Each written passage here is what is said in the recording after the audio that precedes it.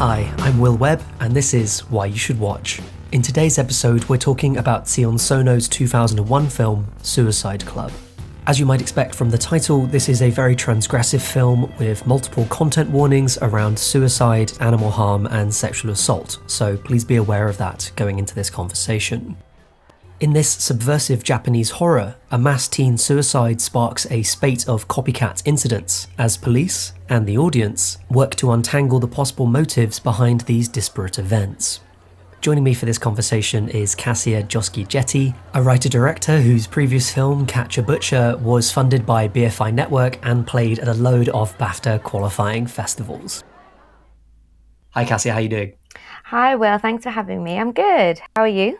I'm really well. And something I didn't mention in that intro is that you also have your own podcast as well, which we should probably let's plug it now and then we can chat about it later as well. Yeah, so my podcast is called One of Us is a Filmmaker, and I actually do it with my brother.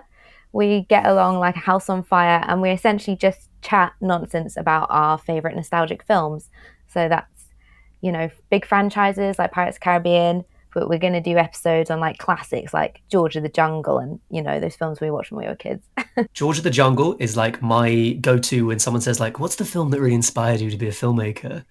And it's, I think, a bad answer because it is a bad film, I think, by and large, right, from an adult point of view.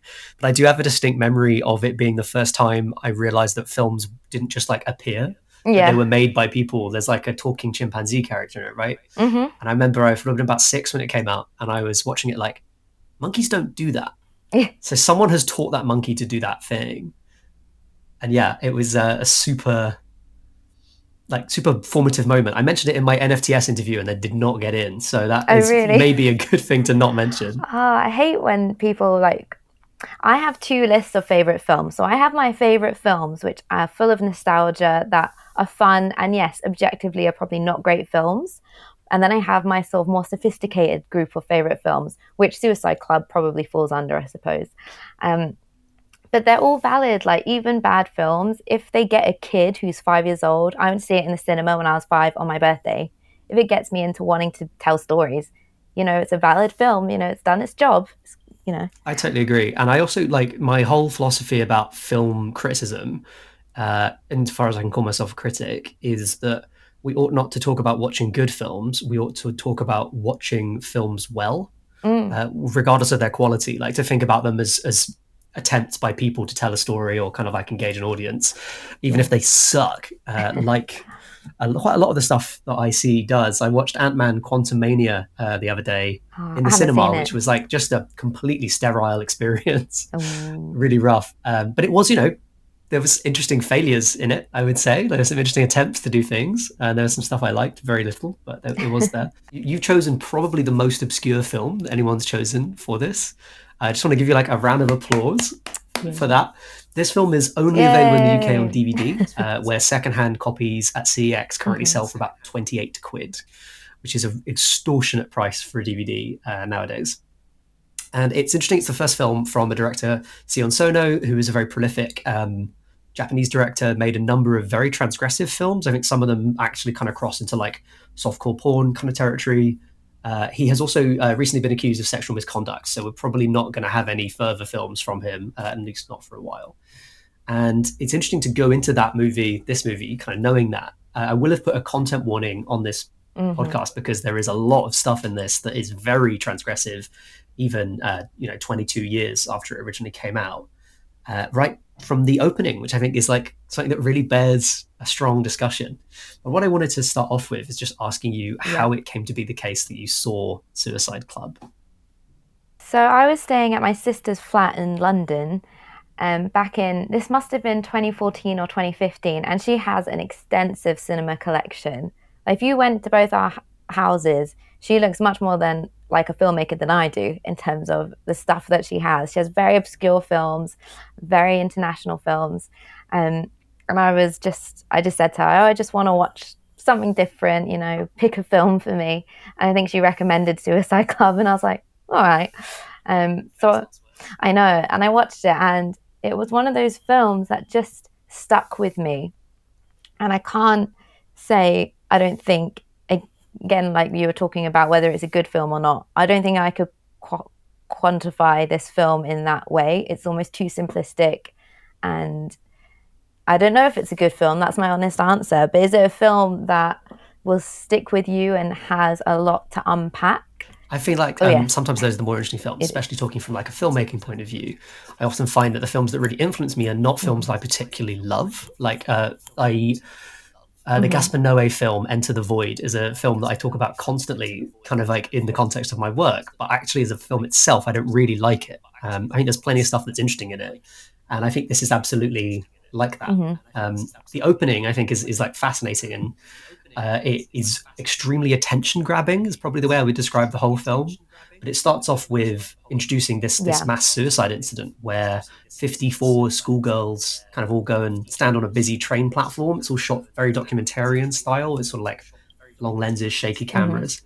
And then this carnival music kind of starts up, this like very jaunty song, and they very happily throw themselves in front of a train and are viscerally kind of like heads exploding, blood spraying up at commuters underneath. And I think it's a good microcosm of the whole tone of the film, in the sense that it just seesaws between these Mm-hmm. like this very brutal violence and like this weirdly realistic portrayal of everyday life.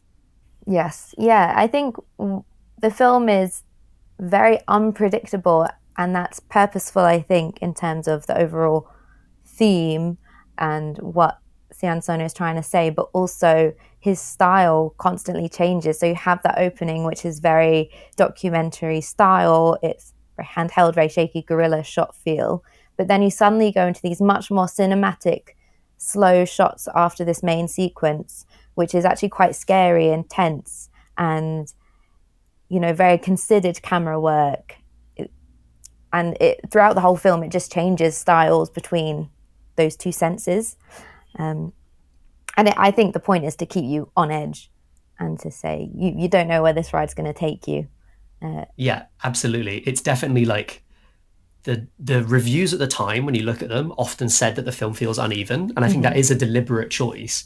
Whether or not that's a good choice, I don't know, Mm-hmm. but it definitely like produces a very difficult to describe feeling. When I described the plot at the start of this, I was kind of searching for a way of describing what goes on in it, because there's very little through line. And if we can talk about spoilers, Mm-hmm. like you have a main character, ostensibly this police detective, who is just killed off with his entire family 30 minutes from the end. Yeah. So you suddenly have the last, third of the film really has no protagonist, Mm-hmm. in a very disarming way. Yeah, I feel like the protagonists sort of flip between, as in this detective, which is called Kuroda, and then it's almost then switches to this young woman called Mitsuko, who only really appears in the first hour like once, but then is suddenly in it quite a lot in the last 30 minutes. And likewise, It's there's this strange. hacker character who looks like she's Mm-hmm. going to be like a recurring through line in the film, and then she kind of gets ignored for a load of the runtime, and then gets. I don't think she gets killed off, but she gets like kidnapped and kind of taken out of action, so she doesn't really feature in the last third at all. No. Yeah, it's very, very strange structurally.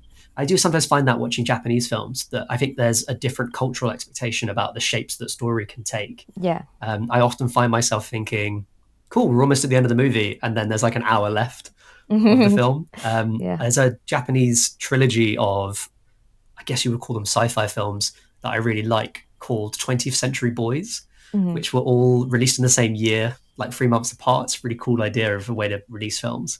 And likewise, like it has just the wildest pacing, Yeah. film to film.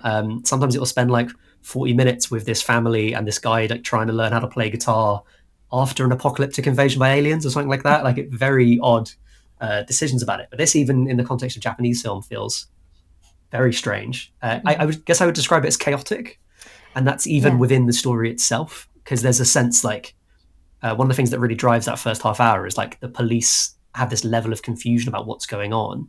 They can't even agree that there's a pattern at all, No. or that there is like someone behind it. Mm-hmm. Absolutely. And I think also what you were just talking about, understanding Japanese culture and trying to look into a bit more of the context of the backdrop of the movie. Japan has a very high suicide rate, so whether that's something that Sono was trying to sort of dig into. And also, interestingly, he grew up in a cult.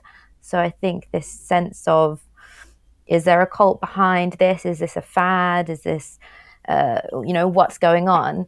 It is quite open to interpretation, but I think it really leans into the influence other people can have on you, whether that's pop culture, whether that is a cult, or whether it's societal expectations, whatever it might be, about how we can really, as humans, bend to other influences.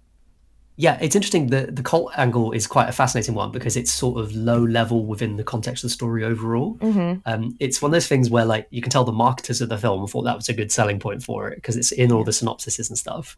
But there's never really like a defined cult. We don't see a leader or iconography attached to it, except for this tattoo that may or may not have something to do with it. Yeah. But it's interesting because there are a lot of stories in Japan dealing with like teen adult social division. That's a very common theme, especially in Mm-hmm. horror. And you think about stuff like Battle Royale, and then also a whole kind of spate of horror films that came out at this time that are more well known in the West. There's a film actually that came out in the same year called Pulse. I don't know if you've Yeah. seen that. I haven't seen Pulse, It's but great. It I would is like more to. straightforwardly good Okay. than Suicide Club. But similarly, it's about basically like evil computers and people using computers as a way of kind of like spreading dissatisfaction. Mm-hmm. And it's also very chaotic and ambiguous. So I'd highly recommend. There is also that really distinctive green tint that's like throughout the film, which I really associate with films of this era. Yeah. Because they were all like, this came out when I was, I think, like 8, Mm-hmm. 9. I think these were the films I was not allowed to watch, so I Yeah. kind of associate them with this like childhood fear. I Mm-hmm. think there is also a Koreeda film about cults that came out around the same time, although I was struggling to remember the name of it, which is bad because I wrote something about it, so that's There's terrible. there's also that Netflix documentary that came out really recently about the cults in I think it was Japan, and just about one very prolific one leader. Oh yes, yeah, I remember the one. Although I can't remember the name of it either. It's a No, really me neither. informative podcast. It is a very assertively naughties film. Actually, we should probably touch on that. Mm-hmm. There is a lot of like flip phones and bad computers kind of floating about. But my favorite thing about it, and the thing that like with a mysterious film like this, you sometimes feel there's one thing that if you could just understand why that was there, Yeah. you would be able to understand everything else. My one of that is the pop idol group called Desert Yeah. or Desart. It's not really clear. Sometimes it seems to be both. It's And also there's spelt differently throughout the film, which I think yeah. is like a purposeful thing. Again, I can't quite figure out why it is, but there's reason. Probably, maybe no reason. I don't know. So they are there's a 5-piece like young women idol group, adorus in the classic Japanese sense, who have this very aggressively naughty song that's about emailing people. Yeah. Which is like that bit in the Nelly song where she brings out her phone and types a text into an Excel spreadsheet. They wear these like awful oversized polo shirt dresses while they're singing I the song know. as well, which end up being plot relevant. Yeah.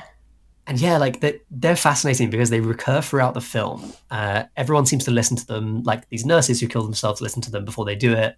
The main character's family are like obsessed with them, and some of their songs seem to mirror the plot in certain Mm-hmm. ways. One of the candidates for the possible cult leader talks about one of their songs and how much it means to him at one point. And what I can't get my finger on is why they're in the movie, because they never interact with the main characters, and yet their music seems to have some sort of subliminal influence. A character very late on takes numbers from the polo shirt dresses and uses them to work out a possible subliminal message about suicide, which is never really picked up on. No, and again, that's in the last like 20 minutes of the film. So, and there's not been any build up to that per se, apart from the appearance of these singers randomly, and always through other mediums of people watching them on TV or on radio or etc. etc. Yeah, that's true. We never meet them directly, right? They never feature in the plot. I think one of the characters is sent to a secret concert that's supposed to be by them and turns out just to be a meeting of, I think we're supposed to think it's the cult, but it seems to just be children. Which potentially is the cult. It's Yeah. very open to interpretation. And actually, in those last few minutes of that sequence, you do see very cult-like behave, like strange things, like there and that she's like in a box with, was it like Yeah, rabbits and children. It's just like, what's going on here? and they that is one of the most kind of like disturbing images in the film. I think is weirdly for me this she goes onto stage in this like Hmm. kind of auditorium, and about 20 children are like clapping and talking to her about her philosophical beliefs. Yeah. And they do it kind of in a legion sort of speech style where they will pick up each other's sentences and finish them off. That kind of implies like a kind of hive mind or like some kind of joint entity or something like that. And it's very disturbing to me. It's almost the fact that there's very little gore or anything like that in that scene is more disturbing than anything else in it. I mean, I think that is what the film is trying to achieve. It's trying to make you feel unsettled and disturbed. And like, I think it reflects all of us in life grappling for answers and grappling for a sense of what's our point being here, what is our connection to the world and ourselves. And that is repeated a lot in the film and these children. So I think the film itself is just this representation of how messy and unclear life is, which I think is part of what makes it brilliant. But other people would say, oh, that makes it nonsense. And I think both are true. And it's interesting, the people who are in theory supposed to be behind it, there's a child who constantly calls the police station and kind of coughs after every sentence, which is such a good little bit of detail about kids.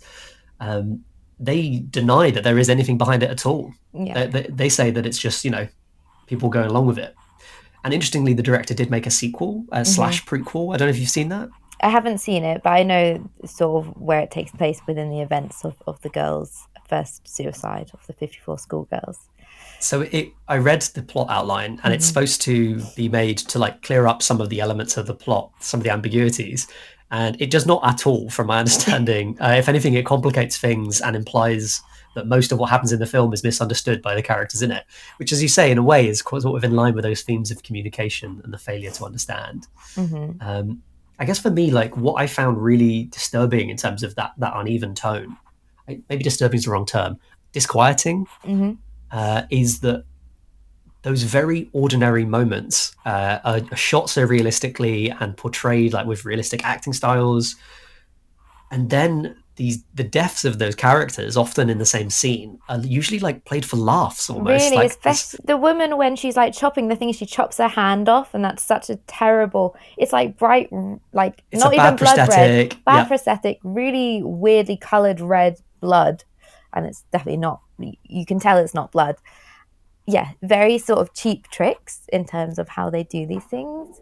Again, whether that's part of it, the ridiculousness of it all, whether he's trying to sort of say, is this even real? Is it happening? Who even knows? I feel like it has to be somewhat deliberate. I was watching it thinking, I know the film's relatively low budget, and you can tell because they have like one or two big set pieces, and then everything else is just like people in rooms Yeah. in like very available sets, like an abandoned hospital and things like Hmm. that. But I was trying to tell like is how much of this is on purpose, how much of this is just him being weird, how much of this is not having enough money. But that first scene where there's like carnival music playing over this really violent, like extremely overdone death sequence of 50 kids, uh, that was what made me think, okay, this is definitely on purpose because adding that music is something Hmm. that they could have saved money on, but that was a deliberate choice to do something that was silly. Yeah. And you see it again. There's the scene that really struck me was this conversation between teens on a rooftop of their high school. Yes. Yeah. And they all just basically convince each other to throw themselves off. And it's never clear if they're even into it or if it's just a bit A of big like, joke, and yeah. yeah, And yet, when they land, it's not treated sadly. You just see like a kind of funny explosion of blood up. It's so much so that an ear lands on the roof again, and then the coroner kind of flips it off yeah, to the crowd below. and that's definitely a dark humor moment. He's like, "Have an ear," throws it down, and I think the film is got splattering of dark humor here and there, with different characters, like the security guard, waking up with the phone and things. And I think we're meant to kind of find him as a funny sort of bumbly character.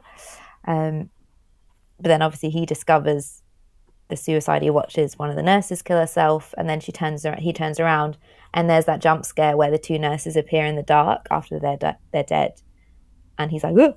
And it's this constantly changing tone as you're watching it, I feel like you watch it and you're kind of in like a roller coaster ride, because I do appreciate, I think the film actually, even though it kind of doesn't make the most sense, it doesn't, if it was any longer, it would be, could go into boring, or sort of, it's so Yeah.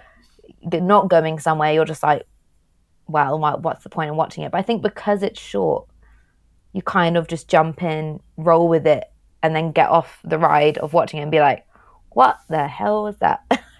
I think any attempt at explanation would kind of ruin it too. Mm-hmm. One of my favorite horror filmmakers. Yeah, we haven't really talked about. You're primarily a horror filmmaker, is that right? Yeah, yeah, horror thriller sort of space. Like I love Dario Argento, right? The Mm-hmm. Italian horror filmmaker, well, horrors and thrillers, and his films similarly, like often completely resist explanation, Yeah. and that's like that. A lot of people say is not good in his Mm-hmm. films, but I would argue that the films themselves make sense. It's just that the plot doesn't because he Yeah. doesn't care. And I think likewise here, that the film itself is actually quite consistent in terms of how it plays with tone and how it like brings out these horrible images. It's just that the plot he doesn't care. Like there isn't Yeah. really an answer, and that's why the sequels he wants to make another one apparently will always be poorly explained. But I think that's Mm-hmm. what makes really good horror because it gives it the ability to live on in your head. And I find that a lot of my favorite horrors have like a central symbol that often isn't well explained or particularly like meaningful within the plot, but nevertheless kind of holds on the popular consciousness. So in Deep Red, the Argento film, I don't know if you've Mm-hmm. seen that. There's a animatronic doll that rides a trike, and it's in one scene. It's like a jump scare. It never comes up. It's never explained before or after. And his whole family, who were the producers on the film, hated it and wanted it cut the whole way through the process. And then when they screened it, everyone freaked out about the doll. Mm-hmm. And he was like, well, that's why, right? That's why it's in the movie. It's to freak people out. It doesn't really need more explanation than that. Yeah. It's kind of, it's having things that are methods and tools and aren't necessary, as you say, like plot points or character development or exploration. It's literally, it's a tool to incite a reaction in an audience. And I actually agree that I really like horror where it presents you with images or ideas, and actually they sit with you and you then linger with them. And everyone takes different things from different films, and that's kind of the beauty of filmmaking, I think. And so I think that the equivalent in this is basically behind the scenes of some of these suicides. A roll of human skin is left behind in like a white purse, Mm-hmm. and it is like 200-ish bits of human skin, the same size and like sewn together in like a long sort of hose-like shape. And we never really understand why that's happening, and it Mm-hmm. seems to be used by whoever's behind this, if anyone, to kind of taunt the police and maybe prefigure some of the actual suicides.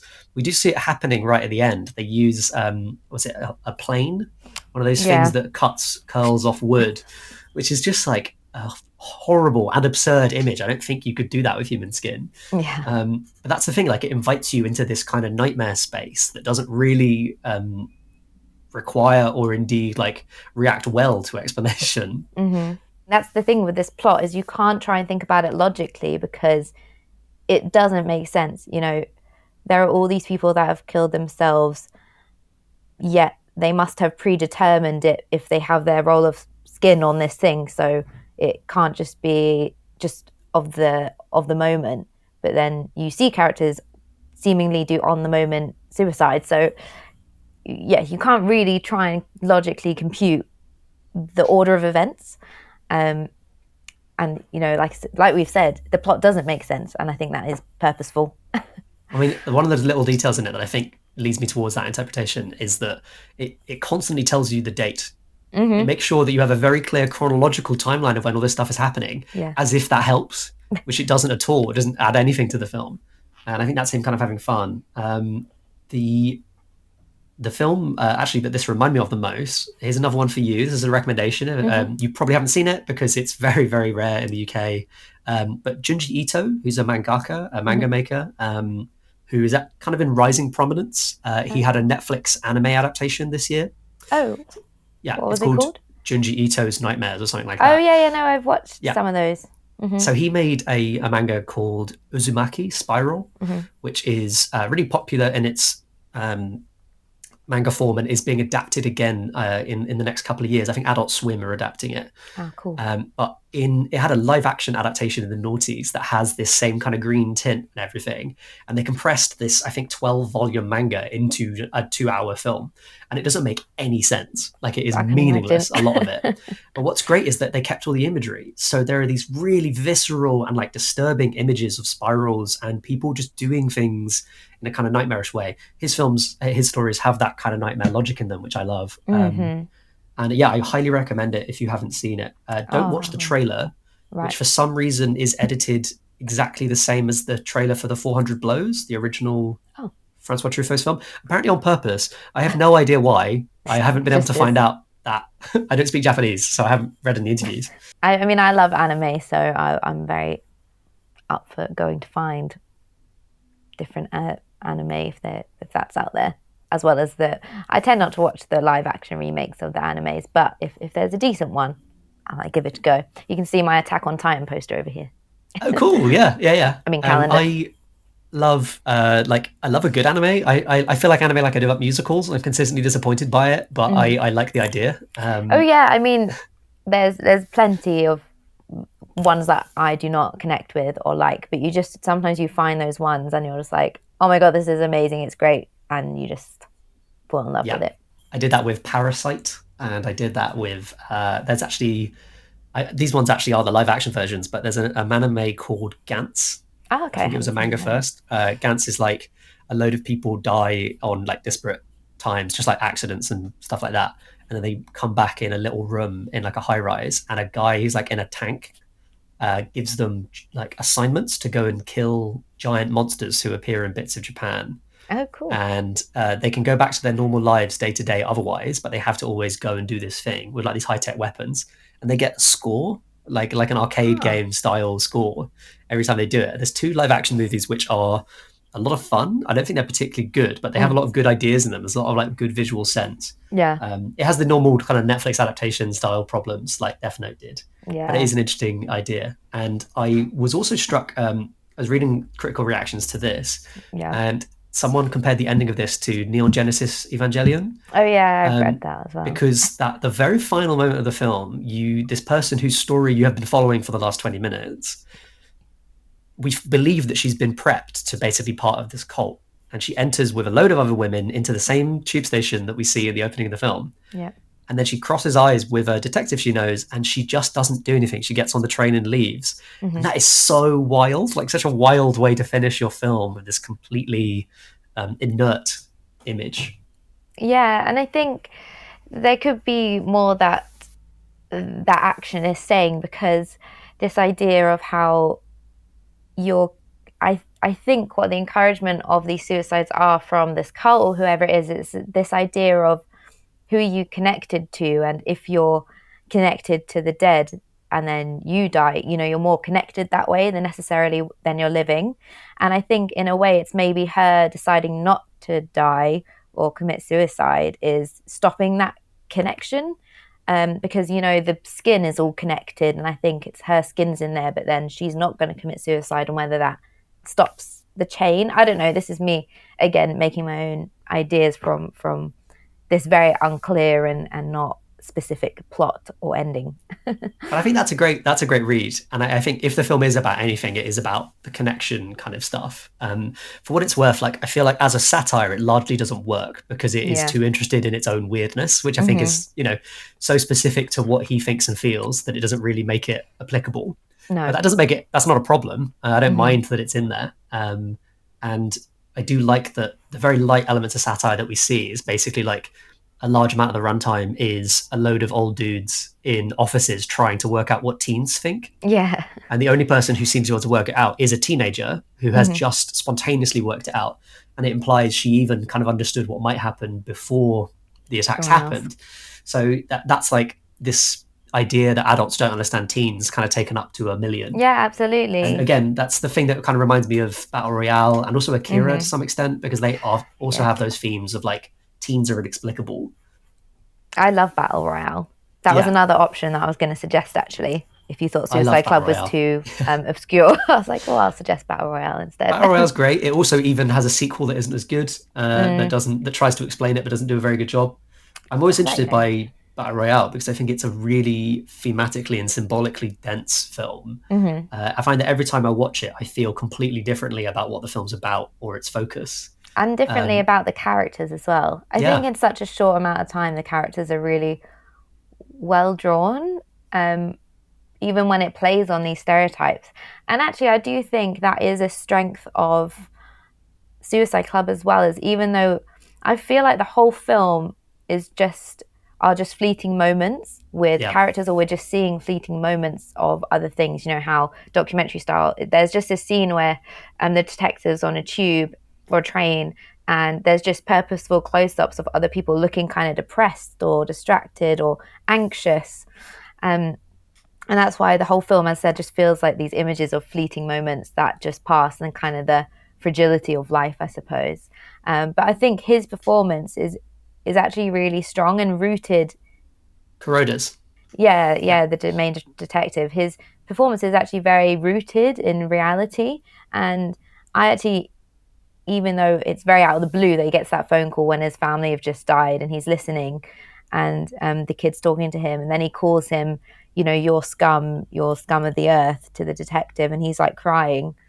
Yeah, I actually felt that. It was yeah. just like, oh, And in a way, that's sometimes the most impressive acting. It's like watching Laura Dern in Inland Empire, where she mm, has no idea what's going on, but is still making you feel something about it. yeah, Yeah, I think it's significant that like Kuroda's main scenes are with his family mm-hmm, and being kind of unable to get them to listen. Like we see early on, he wants a family meeting, and then the pop idols interrupt it on the TV, and he can't have that meeting. mm-hmm. So yeah, he's definitely the center of it. And also, I think that's interesting because the main question that is shared in the film is, are you connected to people? And he clearly wants that connection with his family, but will he have a better connection with them in death? Because I don't know, maybe it's quiet that you haven't Yeah, got all this noise of pop culture or influence around you and around them. So, you know, is that what is driving people to do it? And is that what the cult is brainwashing people to start to believe? Possibly. I find it like what you're saying about it, it's kind of structured like a series of vignettes that has a Mm-hmm. loose thread of Kuroda kind of coming through it in and out of the story. Mitsuko, I think that's her name, who Mm-hmm. is the kind of potential protagonist, I guess I would describe her as for the last 10 minutes or so. We meet her early on in a small scene, like you said. And I'm struck by that because she gets hit by her boyfriend who has just jumped off a building. So he's dying on the street. Yeah. And he's kind of like happily like, oh, I almost hit you. Isn't that cool? Yeah. Isn't that And ironic? it's a really interesting moment. And I don't think we even really get it confirmed if that's to do with the main set of suicides. It seems to have happened kind of independently of it. Mm-hmm. But like you said, you only meet those characters for like a moment. You Mm-hmm. get so much out of those little conversations. And then it's interesting when she comes back and actually does get character development later on versus everyone else. I mean, partly because almost everyone else dies, so Yeah. Yes. difficult to do. But I Yeah. guess that's what, yeah, that does remind me of Battle Royale in a way, because likewise, I don't know if you've read the original versions of Battle Royale. I think it was a novel Mm-mm. first, and then it was a manga after the movie. And each adaptation does it differently, but there's a lot of little stories that are picked up on by the film. The one that always gets me is I think there's 4 or 5 girls who have looked after each other really well in like a Yeah, and then lighthouse, they and all then they turn on each other in by the accident, yeah, yeah, because one um, of them's like eating the poison food, and then yeah. she was meant to give it to someone else. Yeah, that whole But scene is great. yeah, and that's basically self-contained. I don't think that any Mm-hmm. other characters really run across those people afterwards. But what interests me about Battle Royale is that my focus in the film changes every time I watch it. So the first time I watched it, I was like, "This is a fun kind of schlocky sci-fi movie." The Mm-hmm. second time, I was like, "Wow, this is a really melancholy story about Takeshi Kitano, kind of like dealing with his life, right, and this Yeah, awful world that he lives in." And then the last time I watched it, I was thinking about it from the perspective of being a very melancholy story about teens and like yeah. trying to relate to your peers. And so in that sense, it's got a real depth to it. I wonder if I'll come back to this. Not sure. It's only currently available in the UK. I should be clear, on like a 240p rip on YouTube that is hard coded subtitles that aren't very good. Yeah. So Yeah, I watched Suicide Club last night on YouTube. It was 720 though, so I found a 720p one, so that wow, was very exciting. I started watching the impressive. 240 one. I was like, can I see if there's a better one on here? Oh yeah, it was And muddy. there's, yeah. And I mean, I think even less than Battle Royale, Suicide Club doesn't really fit into a genre easily, like even less of a horror because, yes, it's got those ridiculous bloody moments, but that's kind of about it. It's got that one jump scare, which is sort of like a ghostly moment, and that's kind of about it. Then it's got this horror, and then these real moments of some of the characters, really emotional drama, but then other characters who play things very sort of minimal. And then you've got, I know that we were talking about satire earlier, but I think the character of Genesis is quite satirical, this sort Yeah, of maniacal, egocentric. He kind of plays like he wants to be the villain. He wants to take all the glory and basically just wants the fame and take the credit for all these suicides that are happening. He's not actually the leader of the suicide club. yeah. Um, As far as we understand, as far as we yeah, know. we actually never given that exactly, but yeah. And he's also played by a very famous Japanese musician of the time. I can't remember his name. There's possibly real animal abuse in that scene. Japan's animal abuse laws are nowhere near as strict as ours, and you can actually Okay. sell crush fetish videos online there, which is what he's doing, basically crushing animals with his feet. So it's unclear that scene was cut for international release. So yeah, it's unclear if that's actually for real. I hope not. I don't think so. There's very little real looking Yeah. stuff in any of the films, so I wouldn't be. I'd be surprised if they suddenly did that for real. Oh God, I Um, hope not. I mean, you yeah, don't because you don't see the animals at all. You just yeah, hear them and see movement. So, like, it would be but maybe we're watching the cut version. I don't know. perhaps, yeah. Yeah, I don't think it's real for what it's worth. But yeah, that's that kind of ambiguity that the film kind of encourages. Hmm. And I should say, so the other question that I always ask people on this podcast is if you were trying to sell this movie to someone to watch it, right? In the Hmm. way that your sister sold it to you, and Yes. you wanted to give them like a, I don't know, like a 2 minute chunk of the film, what bit do you think is like the best indication of it? And it is difficult because, as you say, so much of this comes down to like a very strange tone that kind of builds up over time. Yeah, I actually think the rooftop scene where the high school kids are talking about the suicides that are happening and then make sort of a joke of it, and you can't tell if they're being serious about why don't we make a suicide club, and some of them join in, and then suddenly there's a group of 20 of them who all run to the top of the building, but one of them hangs back and is like, "This is you're being stupid, like I don't find it funny, so you go off and do whatever."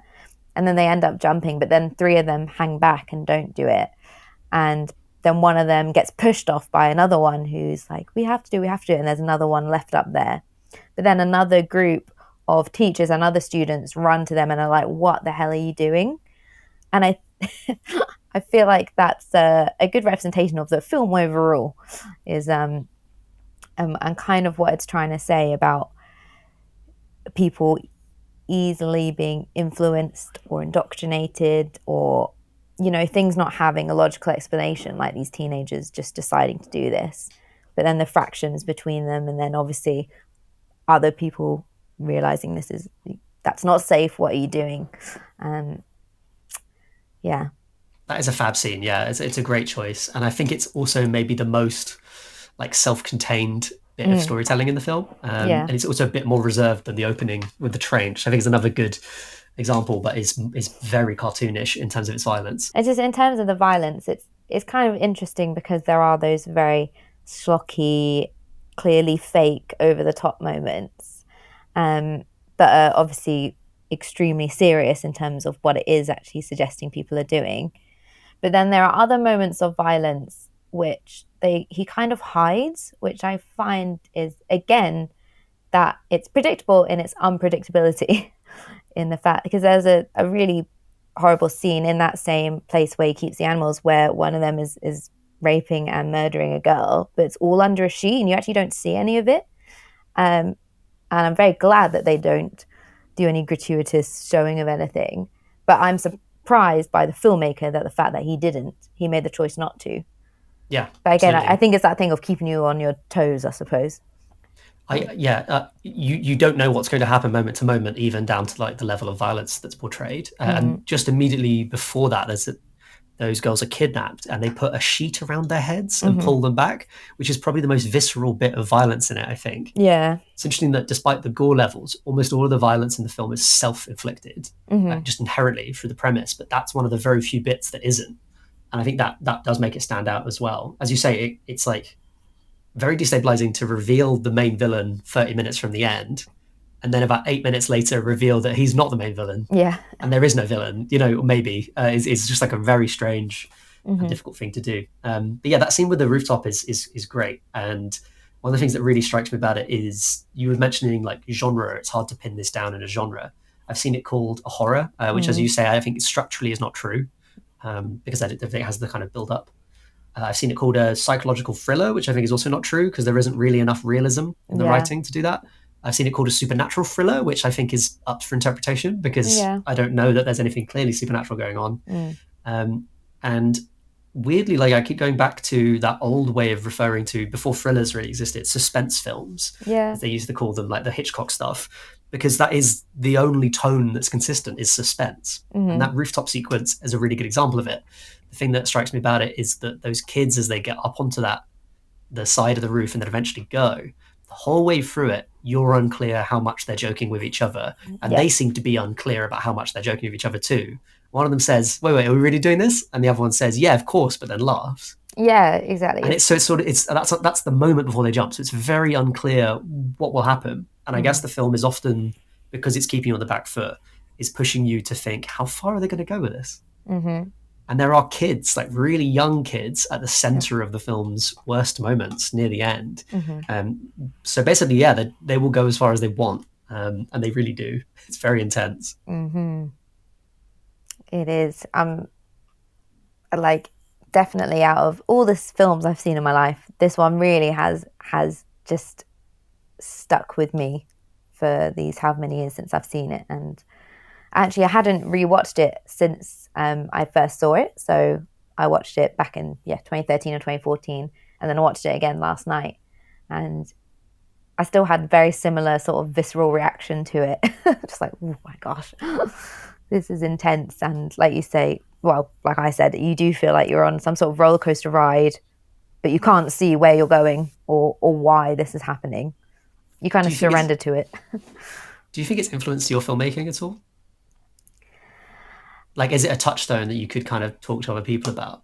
I know that when I'm on set sometimes, or like before in the prep period, I will show people films that I think are kind of touching something similar.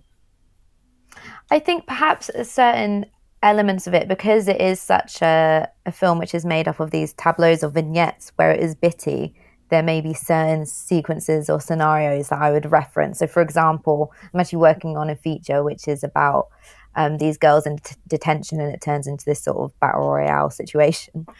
That I would probably reference that rooftop scene and just trying to get that those dynamics between high schoolers, and then how the sort of whether planned or accidental violence happens. Look at that scene, for example, or if there's something more surreal and obscure that I wanted to have in my film, I might reference the scene where he's got all the people in the bowling alley and the white sheets, and he's just sat there in his glittery trousers. He does a musical number. Yeah, he does. He starts singing. It's very bizarre. He has a great line too, when he's like, I've had delusions of grandeur since I was a child, which is just like a very funny way of putting it. I think that's also there's apparently quite bad English subtitles, so I don't know how much of that is just bad translation. Yeah, I remember I was watching the film last night. My partner was playing Pokemon, half watching the film, and it got to the bit where he appeared, where Genesis appeared, and I said to him, "Oh, this is where it gets weird." And he was like, "It's just about to get weird." It's already been quite weird. I'm like, "True, but it's about to get even stranger now." And then I had forgotten he sang that song, and I was like, "Huh." Yeah, it's extremely weird. It's a cool song too. It just is in one of the nastiest bits of the film, and like you say, it's just like constantly searching for a way to keep you on the back foot and succeeding, I think, for the most part. it is interesting that when all that stuff drops off and within some of those vignettes, I think you do see very strong technical directing of suspense and horror. That bit in the hospital with the two women who commit suicide immediately after the opening, I think is a really good example of like tension directing, because very little happens in it. And in fact, you are misdirected the whole way through about what is happening. And it's got some of the more over the top acting in the film as well from the guy from the comedy relief. And yet it is a very strong bit of it. You feel like kind of what's going to happen the whole time. So, yeah. And I think it's so powerful because you've had that very shocking, quick cut opening with shaky camera, and then suddenly you come into this very slow, very considered scene, and suddenly there is tension, and also just it's so dark and all you see is the light from the flashlight looking around, and really suddenly then you feel you're in a horror, and then another scene later suddenly you feel like you're in something else. Even that is a really strange scene, actually, now I think about it, because they're in a completely empty hospital. It seems to have no patients whatsoever. Everyone can just run around screaming. There's only 2 or 3 people in the whole hospital, and it's night. Why are they there? It's very strange. And I think also it goes, this film particularly, and like you were talking about, it goes back to the bias of us as an audience thinking we know what these settings are and what our expectations of these environments are. But actually, yes, maybe we're completely misinterpreting everything. Maybe that's not a hospital. Maybe they aren't even police detectives. There's so much that we could be just filling in the gaps for ourselves. Well, we don't really have any choice because there are a lot of gaps in this film. But maybe we are just completely reinterpreting a lot of it wrong. Who knows? Oh, that seems like a lovely point to stop. Because as you say, like, we'll never know. So why worry about it? Just sit back and kind of feel the vibes. Exactly. But I was wondering if there's anything that you want to talk about that we haven't talked about yet. I don't think so. I think we've covered all the bizarre and interesting angles of this film. And I mean, I think the title of this is, films that people should watch, right? And yes, I'd say if you want to watch something that's challenging, that you don't really have a clue what's going on and you just want to take different things from it, roll with it. If you're looking for a very conventional horror film, something with a clear plot, with some sense of gratification as an audience member, I wouldn't encourage you to watch this. But if you want to challenge yourself, if you want to just go for a visceral experience and understand that you're going to be making a lot of your own meanings and exercising your brain while you're watching it, go for it.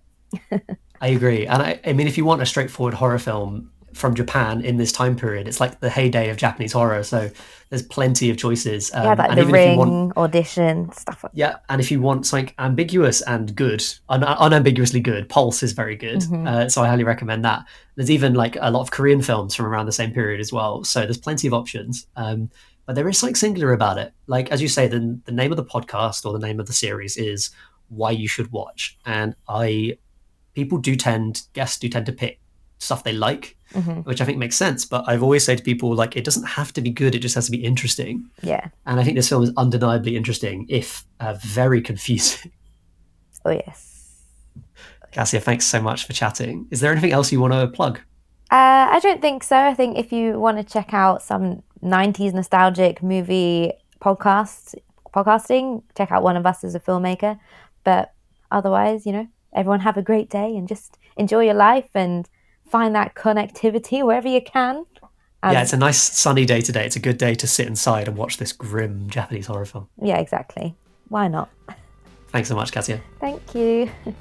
To hear more conversations on film, check out the Indietrix podcast. Search Indietrix, that's INDIETRIX. I know, it was 2008, or wherever you listen to podcasts to get started.